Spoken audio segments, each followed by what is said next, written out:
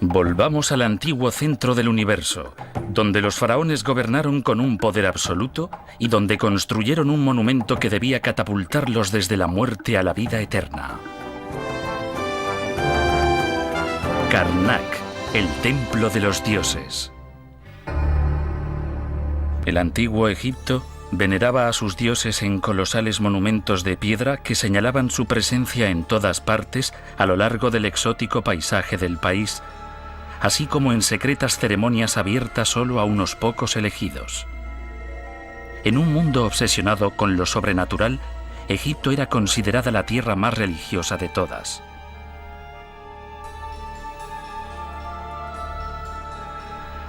Sin embargo, a pesar de los vestigios grabados en piedra, Egipto y sus dioses siguen siendo un enigma desafiante.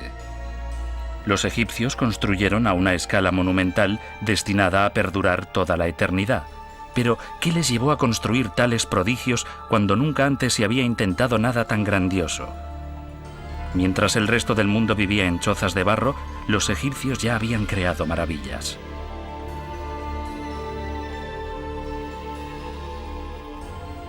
Egipto nos atormenta con sus contradicciones. Pocas civilizaciones parecen haber gozado tanto de la vida. A juzgar por su amor por la belleza a través de su celebración de la naturaleza, está claro que veían el mundo con humor y gracia. No obstante, ningún otro pueblo ha estado tan completamente obsesionado con la muerte.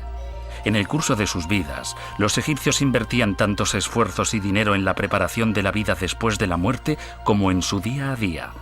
Su momificación y rituales funerarios eran los más complejos que el hombre haya conocido jamás. Las paradojas se suceden. Los egipcios fueron pioneros en matemáticas, ciencia y medicina. Sin embargo, se basaban a menudo en la magia para explicar lo que desconocían. Y también estaban los faraones, soberanos mortales cuyo impresionante poder los elevaba por encima de los demás hombres. ¿Quién que no fuese un faraón podría proclamarse un dios y conseguir que su pueblo lo creyese de verdad? ¿Quién que no fuese un faraón podría erigir el mayor monumento nunca construido y dedicárselo a sí mismo? Con unos recursos prácticamente ilimitados, ningún capricho era demasiado pequeño, ni ningún sueño demasiado grandioso para la realeza de Egipto. Resulta lógico que fuesen enterrados en sarcófagos de oro. Asimismo, está la cuestión de la antigüedad. Egipto era antiguo incluso para los griegos y los romanos, con miles de años de antigüedad en la época en la que lo conquistaron. Y era tan enigmático para ellos como lo es hoy para nosotros. Los griegos y los romanos contemplaron las pirámides y los templos de los faraones y se maravillaron ante su antigua majestuosidad. Como nosotros, siguieron el curso del Nilo en su viaje a través de la historia y se preguntaron cómo todo ese mundo fue posible. Y como nosotros, se maravillaron ante la maestría artística y la pericia egipcias. Hay algo cierto. Muchas cosas se unieron aquí, especialmente el hombre y los dioses. Si los dioses amaron Egipto, los egipcios amaron a los dioses aún más. En el corazón de sus convicciones religiosas se encontraba la ciudad sagrada de Tebas. El poeta griego Homero la llamó la gran ciudad de las 100 puertas. Fue la ciudad que recibió lo mejor que la sociedad egipcia tenía para ofrecer. Pues fue aquí, en el gran templo de Karnak y en el templo de Luxor, unos 3 kilómetros más allá, donde los egipcios creían que habitaba el dios supremo Amón. Los egipcios creían que el poder y la salvación del universo emanaban de este dios y de estos templos. En esta tierra de misterios, quizás lo más enigmático de todo era su religión. Las divinidades egipcias tomaban formas muy distintas. En Tebas se adoraba una manifestación de Amón en forma de un pequeño ídolo, probablemente de oro, con rasgos humanos.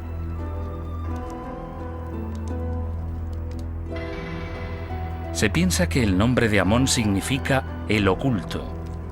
Parece adecuado, ya que nadie, con excepción del faraón, del sumo sacerdote y de sus asistentes, estaba autorizado a contemplar el ídolo. Aún así, era adorado con absoluta reverencia y obediencia por todos. Los antiguos egipcios creían de verdad que esta imagen divina poseía un poder inimaginable. Cada día, el sacerdote penetraba en la zona más íntima y sagrada del templo, y entonces tenía lugar un ritual en que el dios era alimentado, vestido y adorado. Al final del día, el ritual se repetía en orden inverso y el ídolo se retiraba durante la noche. Es muy significativo que el faraón viniese a Amón en lugar de llevar a Amón al faraón. Esto no menoscababa la importancia del faraón en modo alguno, pero indica su obediencia al dios. Los egipcios creían que el poder del faraón emanaba directamente del dios. Amón no siempre fue el dios más importante en Egipto. Anteriormente, otras divinidades dominaron esta tierra. Determinados dioses se vinculaban frecuentemente a determinadas ciudades, y su prestigio y poder aumentaban o disminuían según la suerte de su ciudad. El nombre de Amón está vinculado para siempre al de Tebas. Cuando sus principales familias asumieron el control del país, Amón fue colocado a la cabeza de los dioses. Cuando la riqueza de Tebas se multiplicó y se transformó en la ciudad más rica y poderosa de Egipto, los faraones tebanos no repararon en gastos para honrar al dios que creían que les había traído tanta fortuna. Como principales mecenas de los templos, los faraones fueron espectacularmente generosos. Vastas secciones de los opulentos edificios fueron financiadas gracias a los botines generados por la fabulosa máquina de guerra egipcia. Hacia el año 1500 a.C., las fronteras egipcias se extendían a lo largo del valle del Nilo hasta Mesopotamia. Situada a unos 644 kilómetros Nilo arriba desde el mar Mediterráneo, Tebas se enriqueció virtualmente con las riquezas traídas desde todos los rincones del reino. Los templos de Karnak y Luxor se convirtieron en los complejos religiosos más grandes de todo el mundo antiguo. La riqueza de los templos estaba vinculada a la riqueza de los faraones, y su riqueza era grandiosa. Pocos hombres han ejercido tanto poder. Considerándose a sí mismos semidioses, fueron educados en un sistema en que el mundo les pertenecía para dirigirlo. Estas personas tenían su lado humano, pero también debieron ser conscientes de que todo aquello que hicieran tendría trascendencia. Si tú, como faraón, decidías, mañana se empezará un nuevo templo aquí, eso es lo que se haría. La razón más evidente para la existencia de los templos era su utilización como lugares de culto. Pero los templos podrían considerarse también como vehículos de inmortalidad para los faraones. Grabando sus nombres e imágenes en las paredes de un templo, los monarcas egipcios sentían que una parte de ellos viviría para siempre. Su elección de la piedra como materia prima para la construcción constituyó su apuesta más segura contra los estragos del tiempo. Y este era un recurso que Egipto poseía en abundancia. Los faraones poseían enormes canteras, especialmente río arriba, en Asuán. El Valle del Nilo, y particularmente el desierto del este, es una de las zonas geológicamente más ricas del mundo. Todo tipo de piedras para la construcción, así como piedras para otros usos, para usos decorativos, jarrones de piedra, joyería, etc., están presentes allí. Así que Egipto es extremadamente afortunado en este aspecto, y los antiguos egipcios aprovecharon muy bien estos recursos. La arquitectura egipcia es única y rápidamente identificable. ¿Qué inspiró toda esta belleza? Una fuerza poderosa tras el diseño de los templos fue el amor de los egipcios por la naturaleza. Se puede ver cómo los templos egipcios están estrechamente vinculados a la idea egipcia del cosmos, y también cómo los egipcios observaron su geografía y su entorno. En primer lugar, el pilono es como en el horizonte. El sol se pondría y saldría por encima del pilono. Y otra característica de estos grandes templos es la sala hipóstila. Es básicamente una sala llena de columnas, y si las observas, estas columnas son plantas gigantes, son papiros gigantes y lotos gigantes. Está claro cuando observas su extremo superior que tiene la forma de la flor, pero también la base de la columna tiene el aspecto maravilloso de una vegetación frondosa. Así, muchas características de su entorno, el sol, la luna, las estrellas, están incorporadas a su arquitectura. Pero, ¿por qué construyeron los egipcios a tan enorme escala? Aunque las grandes pirámides fueron construidas siglos antes que los templos de Karnak y Luxor y fueron los más grandes monumentos jamás erigidos, su influencia no perduró. La mayor parte de la arquitectura egipcia se mantuvo dentro de dimensiones normales durante siglos. Pero con el inicio de la etapa constructora del Imperio Nuevo, los faraones empezaron a construir a nivel colosal, como reafirmación ante su propio pueblo y ante sus vecinos y enemigos.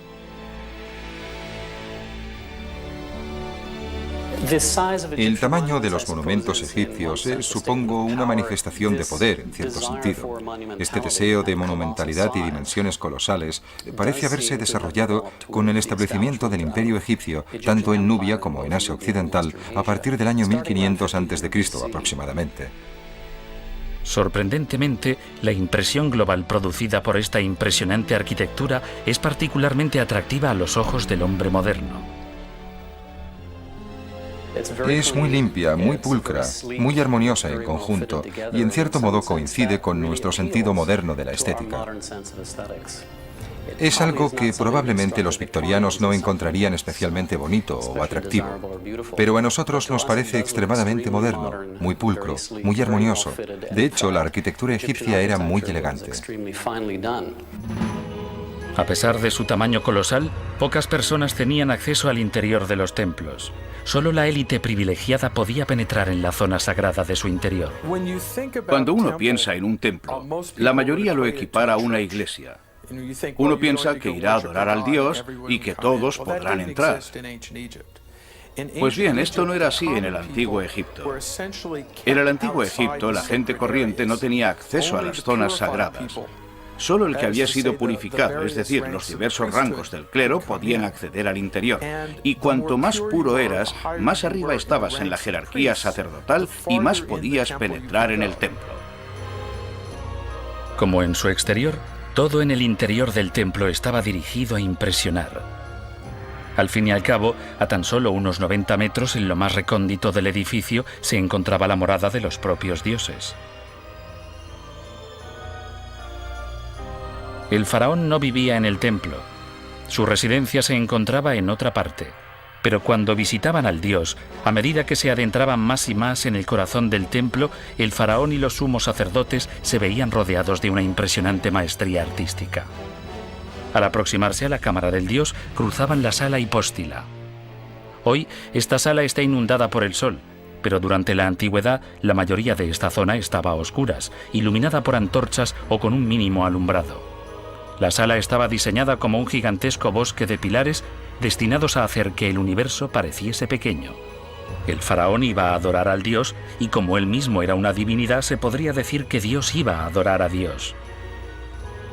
Egipto precisaba una estructura y un marco adecuados a esta ocasión, y la sala hipóstila proporcionaba todo eso. Más allá de este punto, había más restricciones. Cuando uno piensa en ello, comparándolo con el palacio, cuanto más se acercaba uno a las estancias reales y a los aposentos, más restringido era el acceso, porque estamos hablando de acceso físico y personal a una divinidad. Los espacios se hacen más cerrados, tanto horizontal como verticalmente, a medida que el suelo se eleva y el techo desciende y uno se va adentrando más. No solo en términos de espacio restringido, sino también en términos de tiempo. Uno está regresando desde el brillante mundo cotidiano en el que nos movemos al período anterior a la creación, cuando nada estaba diferenciado y todo era una única sustancia oscura. El dios que habita en el templo de Karnak es el gran dios creador. El hecho de que el faraón y el dios comulgaran lejos de la vista del pueblo añadía aún más poder y majestuosidad a la religión egipcia.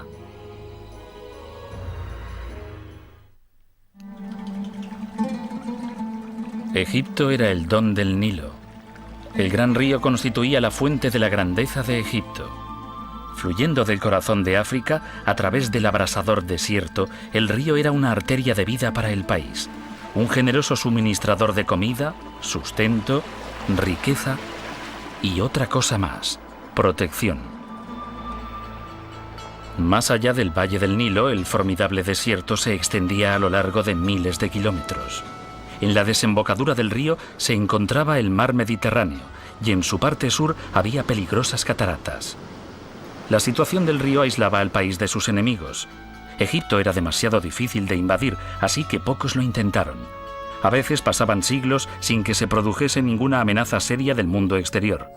El resultado, aunque no exactamente un jardín del Edén, era al menos un glorioso oasis protegido de sus enemigos. La generosidad de la naturaleza hacía a Egipto autosuficiente. La sociedad egipcia se volvió muy conservadora, poseía una enorme confianza en sí misma y en su forma de vida. El país se cobijaba en la tradición y huía de la innovación, porque su sistema funcionaba. El río les nutría y su faraón estaba emparentado con Dios. Nada procedente del mundo exterior podía compararse a lo que ellos tenían, y así el status quo se mantuvo durante siglos. Era una sociedad maravillosa, vibrante y llena de vida. Debió ser realmente un lugar muy atractivo. Y uno tenía los festivales y distintas cosas. El sacerdote hacía cosas y uno veía cómo la vida continuaba. En cualquier época, alguna parte del templo se estaba construyendo. Había rampas y nubes de polvo y gente pasando. En algunos sentidos, es un poco como una película de Cecil B. DeMille o de los 50. Había mucho movimiento. La riqueza del mundo conocido fluía hacia Tebas, permitiendo a la realeza egipcia disfrutar de un opulento estilo de vida pocas veces igualado. Debió de ser un lugar maravilloso, al menos para ese 1% de privilegiados. Por otro lado, si eras un campesino que trabajaba en el campo, no sé si eras muy feliz, porque tu vida consistía principalmente en trabajar de sol a sol cada día de la semana.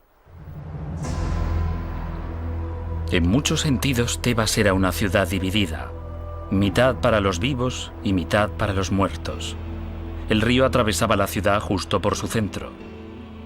En la ribera occidental se hallaban las grandes tumbas y palacios mortuorios. En la ribera oriental, los centros religiosos. Los templos podrían ser considerados como las industrias impulsoras del crecimiento en esa época. Cuando el faraón y la casa de Amón adquirieron más y más poder, se precisó una enorme fuerza de trabajo para mantener todo en funcionamiento. Se trataba de mucho más que simples lugares de culto. Eran en muchos sentidos grandes centros administrativos, grandes centros económicos. Estos templos tenían posesiones de tierra a lo largo y ancho del país. Eran sectores muy ricos de la sociedad. Empleaban no a cientos, sino a miles de personas. Y por ello eran importantes de formas muy diferentes para la sociedad. Sacerdotes y escribas, contables y físicos, profesores y artistas, todos tenían sus deberes en los templos. A medida que el tiempo pasaba, los edificios fueron creciendo. Nunca hubo una fecha de terminación definitiva para el templo de Karnak, porque cada generación quiso añadir algo más en honor a su dios. Cuanto más poderoso era el faraón, mayor solía ser el proyecto de construcción. Los faraones tebanos como Amenofis III, Rameses II y la reina Hatshepsut compitieron para añadir sus nombres al templo. Y no fueron precisamente medrosos a la hora de hacer cambios. El templo de Karnak fue a lo largo de su historia como una gigantesca zona de construcción. Los reyes construían continuamente. Por ejemplo, un rey construía en piedra y luego construía con ladrillos de barro, quizás un enorme pilón de ladrillos de barro. Su sucesor venía, demolía el pilón de ladrillos, ampliaba el templo con piedra, construía más con ladrillos de barro. Su sucesor venía y quizás incluso reformaba las partes de piedra del templo. Y de esta forma los templos estaban continuamente en proceso de construcción. Hoy vemos estas construcciones y nos preguntamos cómo edificaron a escala tan colosal sin contar con la tecnología moderna. Aún no conocemos todos sus secretos, pero lo que sabemos indica que sus métodos de construcción eran ingeniosos y a la vez requerían mucho esfuerzo. Sabemos que las piedras eran levantadas manualmente, utilizando cientos o miles de trabajadores in situ, y en zonas de muy difícil acceso. Los egipcios utilizaban el material que tenían a mano. Al estar en el desierto, la arena era utilizada como una ingeniosa herramienta. La primera hilada de un templo se colocaba sobre sus cimientos y el interior se rellenaba con arena. Entonces, mediante rampas, se traía hasta allí la segunda hilada, se colocaba y se rellenaba otra vez con arena. Así que al final lo que se conseguía era, hilada a hilada, una enorme caja de piedra llena de arena. Cuando la estructura total estaba construida, se extraía la arena dejando la construcción de piedra intacta. Parte del material de construcción utilizado en la edificación de los templos aún se encuentra allí, amontonado contra uno de sus muchos pilonos. Otras adiciones espectaculares a los templos fueron los obeliscos. Construidos como símbolos del dios Sol, conmemoraban asimismo la relación del dios con el faraón reinante. Como ocurre con muchas edificaciones egipcias, los detalles de su construcción nos dejan pasmados. Su piedra fue extraída de canteras situadas a cientos de kilómetros río arriba en Asuán, utilizando herramientas primitivas, ingenio y un trabajo colosal, y algunos de ellos miden más de 30 metros de longitud. Constituía un gran esfuerzo de ingeniería. En primer lugar, en tallar los obeliscos podían tardar meses. Era un proceso que consistía en humedecer pequeñas cuñas de madera e introducirlas en agujeros practicados en una roca. Y luego, cuando ya tenías suficientes cuñas, las golpeabas con un martillo y la roca se desprendía. Se trataba de un trabajo extremadamente arduo. Aunque hechos de granito, los obeliscos eran tremendamente frágiles. Un error al tallarlos podía hacer fracasar todo el proceso. Pobre del jefe de obras que tenía que informar al faraón de que el obelisco se había partido al ser tallado.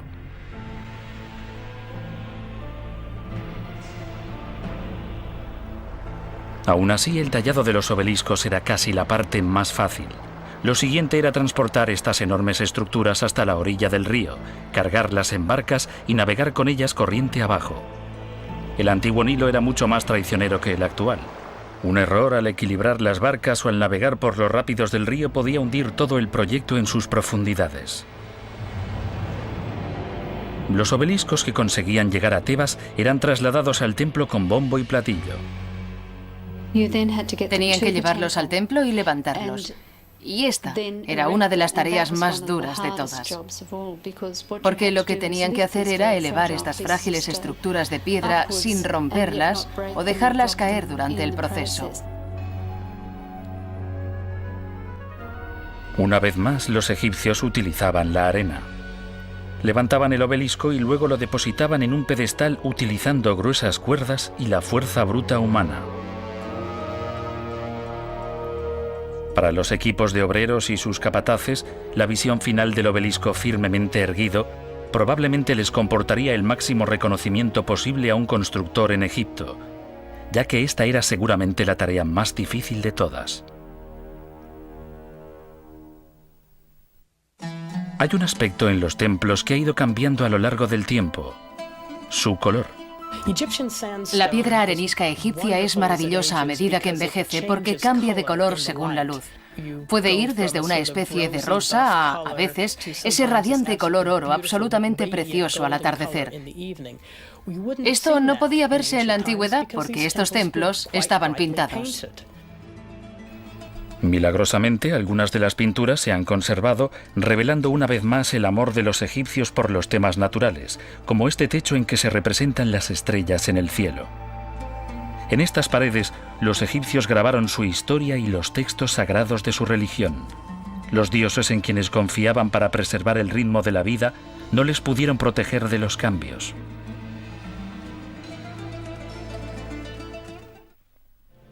Karnak era el mayor de todos los templos egipcios, pero posteriormente las necesidades del templo de Luxor, también conocido como el harén del dios, crecieron. Situado a unos 3 kilómetros al sur de Karnak, Luxor estaba unido al gran templo por un camino bordeado de esfinges. Fue en Luxor donde el dios Amón llevó a cabo su mística y simbólica unión carnal con su esposa, la diosa. La unión, celebrada en el fabuloso festival de Opet, renovaba y revitalizaba de manera simbólica al país y reforzaba la unión del faraón con los dioses. El festival de Opet se celebraba cada año cuando las aguas del río alcanzaban su nivel más alto, Con gran boato, la estatua de Amón era trasladada desde su santuario en Karnak en una barca a través del río hasta el templo de Luxor. El dios pasaba entre la gente siendo más o menos accesible. Seguramente habría una orquesta encabezando la procesión. Habría soldados y bailarines desfilando lentamente y de forma majestuosa desde Karnak a Luxor. Así que duraría seguramente unas cuantas horas, durante las cuales la gente podría ver al dios. Al menos verían el relicario que contenía al dios. Verían a los sacerdotes y sus acólitos y todo eso resultaría muy excitante. Allí, en las profundidades del templo de Luxor, el dios era adorado, colmado de ofrendas y sacrificios y guiado luego a través del ritual del proceso de rejuvenecimiento. Tras más de una semana de celebraciones y ceremonias, la estatua era devuelta con gran boato a Karnak. Este ritual, así como otros festivales parecidos, se celebró en Egipto durante siglos. Las ceremonias se realizaban año tras año de la misma forma, sin modificaciones. Poco cambiaba en Egipto por una buena razón. Los egipcios pensaban que su mundo era el mejor. Pero el reinado del faraón Ajenatón alrededor del año 1367 a.C. supuso una convulsión. Una rebelión que amenazó la supremacía de la ciudad sagrada de Tebas. Ajenatón removió los cimientos de Egipto con el ataque a su antigua religión. Con ardor fanático, decidió reemplazar al dios Amón por un nuevo dios llamado Atón, concebido como un dios único universal, fuente de la vida y representado con un disco solar. También decidió trasladar la sede del poder de Tebas a una nueva capital río abajo, en Tel el Amarna. Pero el faraón no se detuvo aquí. Envió a sus servidores a los templos para que destruyesen todas las imágenes del dios Amón. Derribaron todas las estatuas del dios Amón. Entraron en las tumbas y buscaron el nombre del dios Amón en los nombres de las personas y los borraron. Se subieron a los obeliscos, se subieron a los pilones, recorrieron todo el país para destruir al dios Amón. Finalmente cerraron los templos. Los faraones habían realizado milagros, habían construido pirámides, subyugado a los mayores enemigos de Egipto y proclamado su origen divino. Pero esta revolución sobrepasaba incluso el poder de un faraón. Quizás el proyecto de Ajenatón era demasiado grandioso, demasiado radical, demasiado exclusivo. Cualquiera que sea la razón, su revolución no pudo imponerse. A partir de su muerte, la sede religiosa de Egipto regresó a Tebas, y Amón fue restituido a su posición de dios principal por un joven rey, Tutankamón. Tenía solo unos 10 años cuando ascendió al trono en el año 1347 a.C. Su reinado fue corto.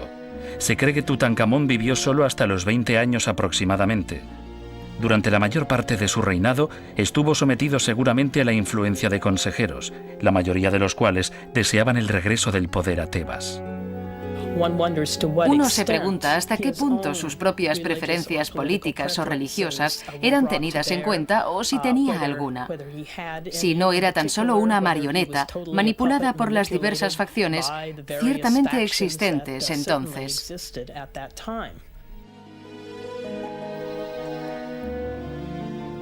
En cualquier caso, Karnak y Luxor fueron restituidos a su anterior gloria. Con la prematura muerte de Tutankamón, los sacerdotes de Karnak mostraron su gratitud al soberano que les había devuelto su poder. Posiblemente parte del fabuloso tesoro hallado en su tumba fue donado por los sacerdotes del templo como tributo al joven rey que los había rehabilitado. Tebas tuvo una nueva edad de oro, el reinado de Rameses II. Entre los faraones famosos por su arrogancia, Rameses poseyó seguramente el mayor ego de todos. Los templos de Karnak y Luxor fueron beneficiarios de ese ego. Rameses se embarcó en colosales proyectos arquitectónicos que menguaron la importancia de los de la mayoría de los otros faraones. Sus adiciones a los templos poseían todos los atributos propios de la arquitectura cumbre egipcia, incluyendo la edificación a gran escala y la extrema opulencia y grandiosidad como objetivos. Rameses estaba decidido a dejar su impronta en los templos, incluso a expensas de los faraones que le precedieron. Lo que no era de él lo reclamaba frecuentemente como tal. Esencialmente, se apropió de cantidad de estatuas y otras piezas y puso su nombre en ellas.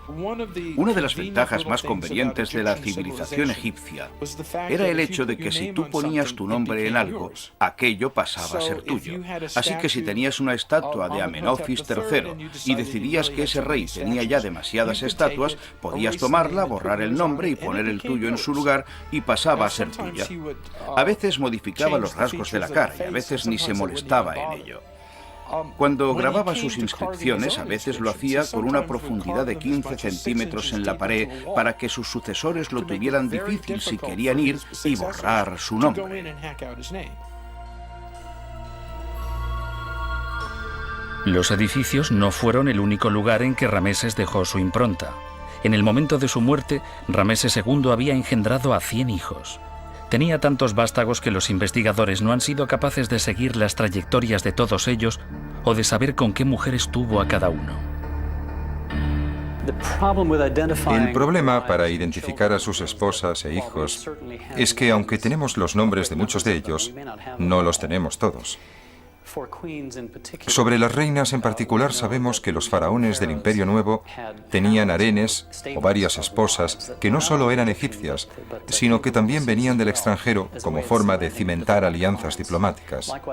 Lo mismo con los niños. Los nombres de muchos príncipes y princesas son conocidos, pero no los tenemos todos. Fue capaz obviamente de engendrar a muchos. Egipto se mantuvo como la primera potencia mundial más tiempo que ninguna otra civilización antigua. Finalmente, el tiempo y el mundo exterior cambiaron eso, y los griegos y los romanos dominarían esta antigua tierra.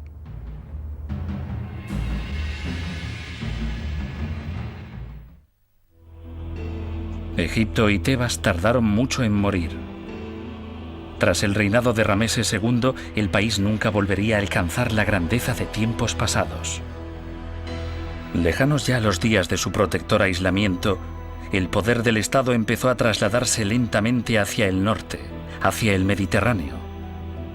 Pues era del norte de donde procedían las mayores amenazas para sus fronteras, y era en el norte donde el faraón debía gobernar ahora.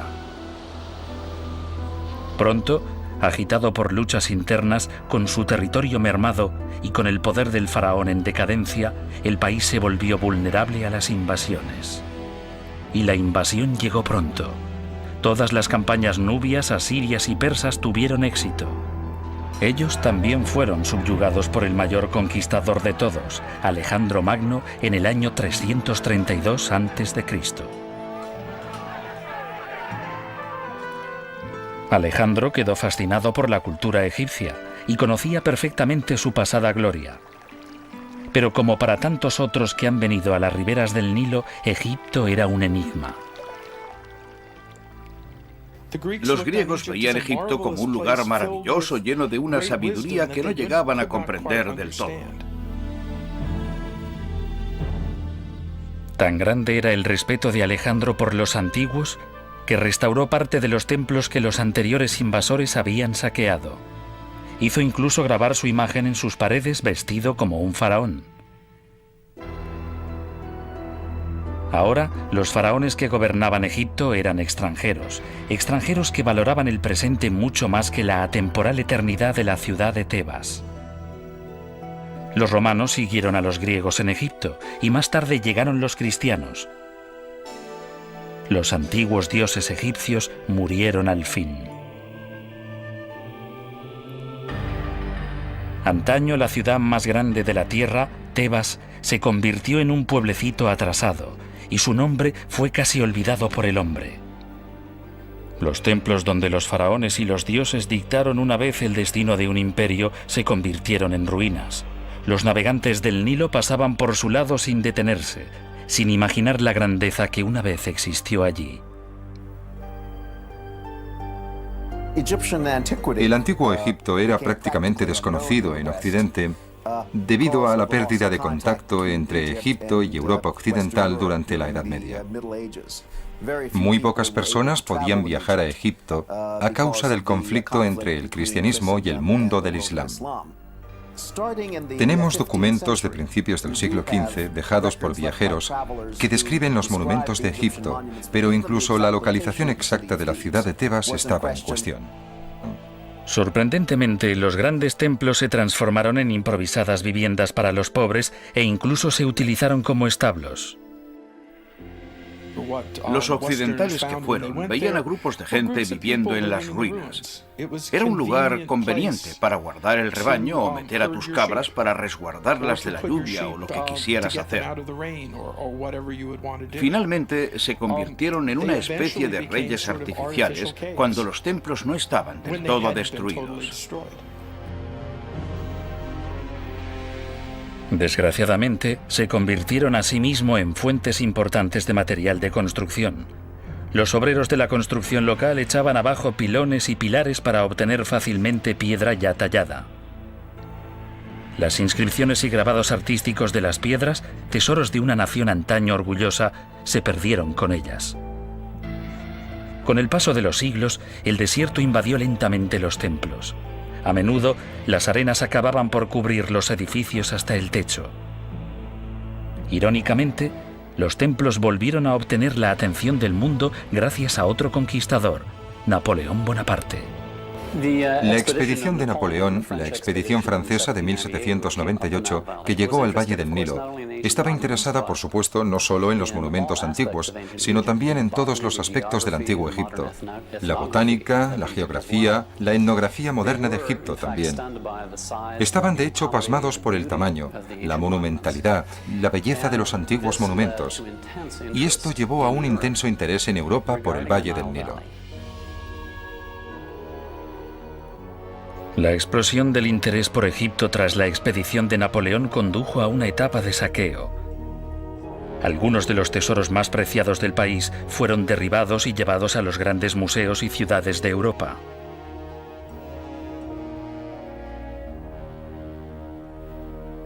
Sin embargo, a mediados del siglo XIX, los arqueólogos modernos llegaron a Egipto e iniciaron los esfuerzos para preservar y registrar sus antiguas maravillas en lugar de saquearlas.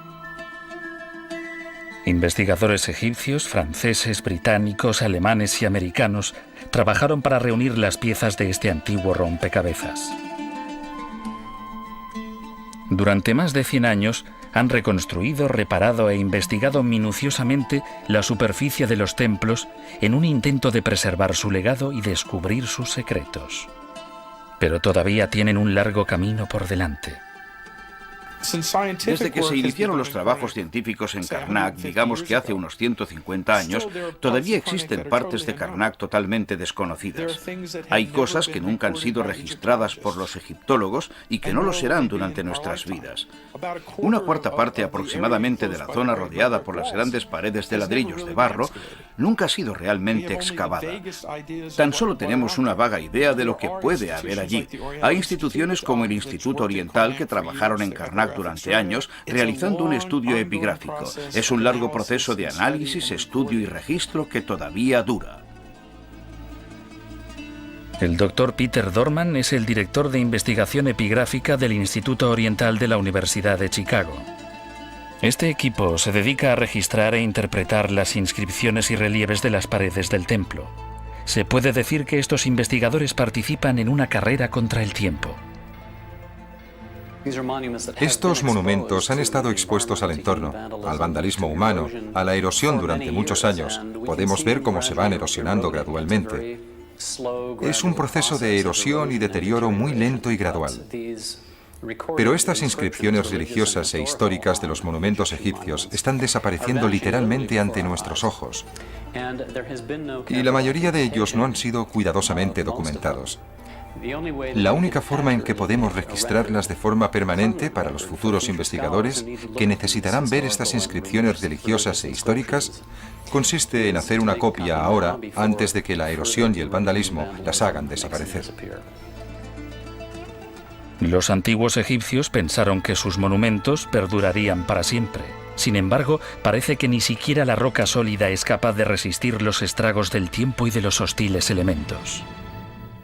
El punto en que la piedra se está deteriorando, en la parte superior de esta representación, indica el punto en que el templo fue enterrado en la antigüedad por escombros y residuos humanos, y también seguramente por arena arrastrada por el viento.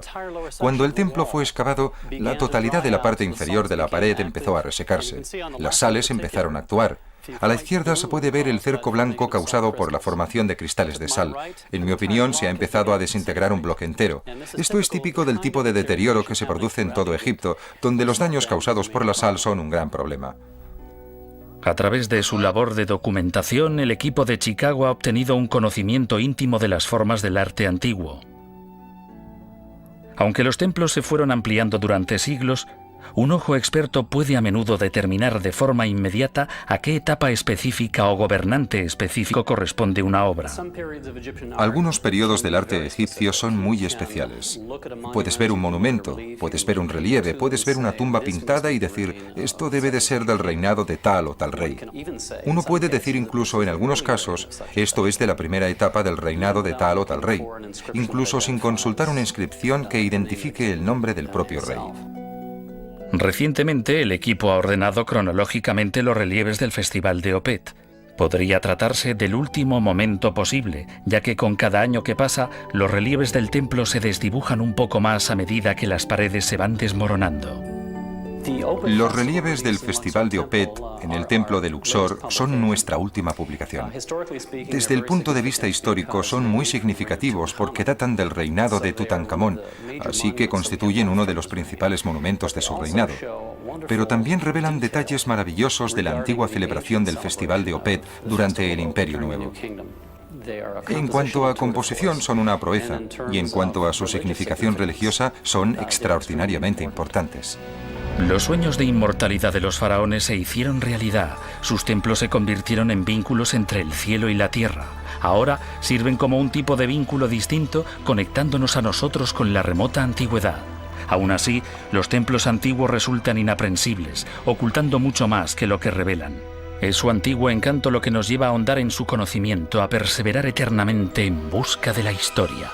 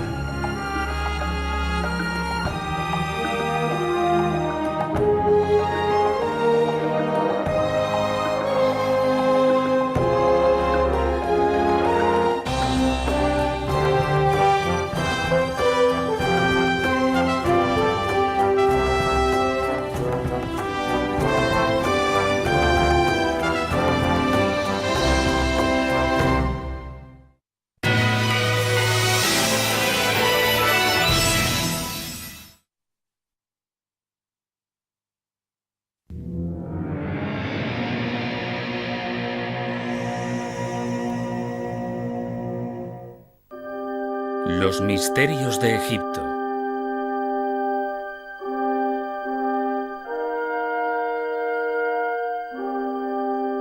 El oasis de Jarga.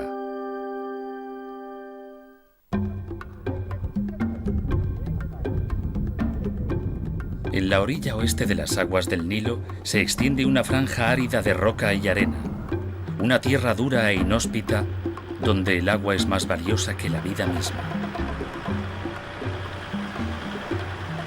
Este desierto egipcio sería un lugar muerto si no fuera por los oasis que salpican el paisaje con manchas de vida y que han sido la salvación de los viajeros a lo largo de la historia. El más poblado de estos oasis es el de Jarga.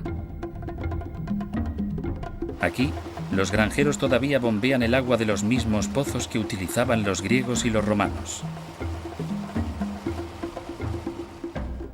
En una colina situada detrás de Jarga yace la antigua y misteriosa ciudad fortificada de Qasr el-Geida, famosa por su templo de piedra.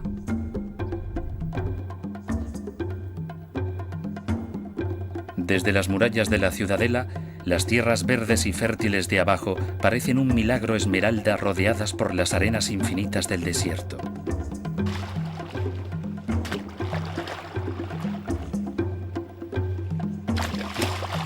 De algún modo, vivir en el oasis es como vivir en una isla remota y aislada. Los recursos son escasos y hay que aprovecharlos bien.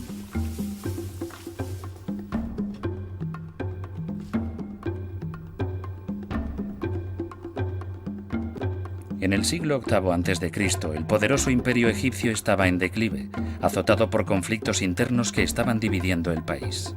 Los nubios, que habían sido dominados durante siglos, invadieron el imperio por el sur y se aliaron con los sacerdotes tebanos, tomando el control del país.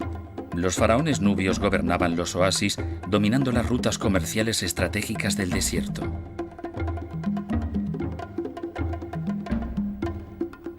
Los nubios construyeron templos en Tebas y también adornaron el santuario de Karnak con su propio estilo decorativo. La mayoría de estos ornamentos representaban dioses tebanos.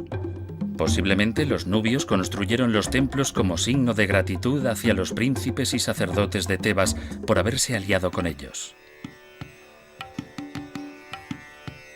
Kaser el-Geida prosperó bajo los dominios griego y romano. Seguramente se quemó durante un incendio.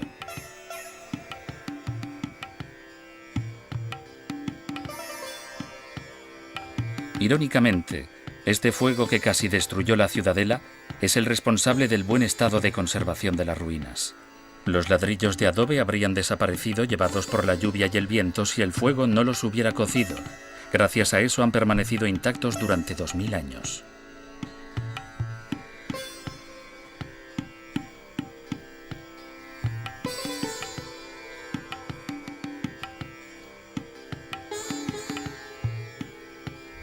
Como en muchas ciudades antiguas de Egipto, la necrópolis, o lugar de los muertos, es uno de los mejores emplazamientos. La necrópolis de Al-Bagawat, en Jarga, nos dice mucho sobre los habitantes cristianos del oasis. En los restos de una iglesia encontramos rastros de pinturas que tienen su origen en el Antiguo y en el Nuevo Testamento.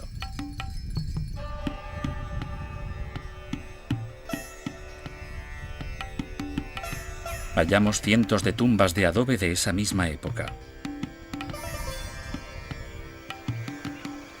La vida en el oasis ha continuado desde que el primer nómada encontrara reposo aquí hace miles de años.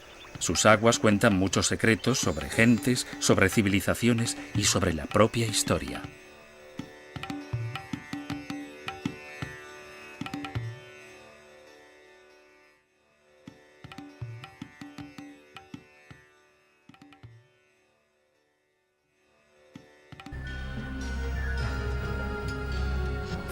Estas personas tenían su lado humano, pero también debieron ser conscientes de que todo aquello que hicieran tendría trascendencia.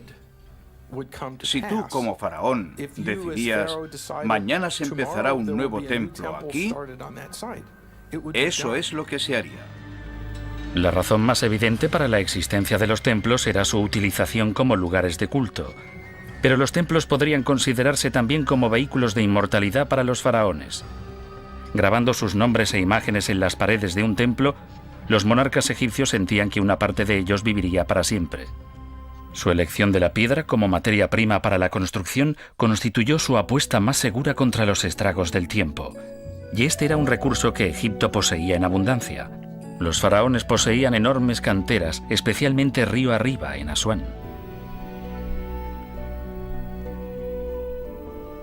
El Valle del Nilo, y particularmente el desierto del este, es una de las zonas geológicamente más ricas del mundo. Todo tipo de piedras para la construcción, así como piedras para otros usos, para usos decorativos, jarrones de piedra, joyería, etc., están presentes allí. Así que Egipto es extremadamente afortunado en este aspecto, y los antiguos egipcios aprovecharon muy bien estos recursos. La arquitectura egipcia es única y rápidamente identificable. ¿Qué inspiró toda esta belleza? Una fuerza poderosa tras el diseño de los templos fue el amor de los egipcios por la naturaleza. Se puede ver cómo los templos egipcios están estrechamente vinculados Volvamos al antiguo centro del universo, donde los faraones gobernaron con un poder absoluto y donde construyeron un monumento que debía catapultarlos desde la muerte a la vida eterna. Karnak, el templo de los dioses. El antiguo Egipto veneraba a sus dioses en colosales monumentos de piedra que señalaban su presencia en todas partes a lo largo del exótico paisaje del país, así como en secretas ceremonias abiertas solo a unos pocos elegidos. En un mundo obsesionado con lo sobrenatural, Egipto era considerada la tierra más religiosa de todas.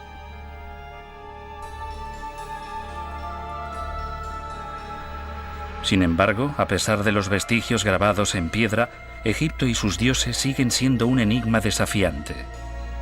Los egipcios construyeron a una escala monumental destinada a perdurar toda la eternidad. Pero, ¿qué les llevó a construir tales prodigios cuando nunca antes se había intentado nada tan grandioso? Mientras el resto del mundo vivía en chozas de barro, los egipcios ya habían creado maravillas.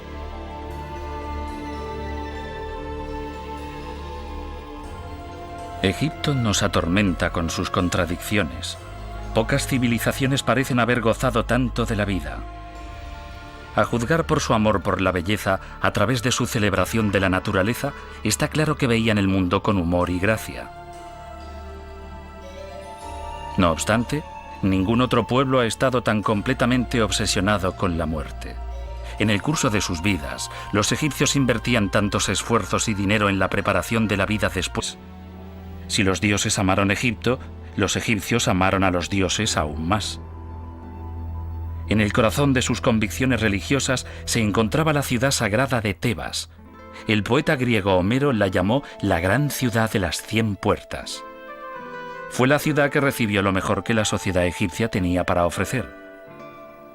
Pues fue aquí, en el gran templo de Karnak y en el templo de Luxor, unos 3 kilómetros más allá, donde los egipcios creían que habitaba el dios supremo Amón. Los egipcios creían que el poder y la salvación del universo emanaban de este dios y de estos templos. En esta tierra de misterios, quizás lo más enigmático de todo era su religión. Las divinidades egipcias tomaban formas muy distintas. En Tebas se adoraba una manifestación de Amón en forma de un pequeño ídolo, probablemente de oro, con rasgos humanos.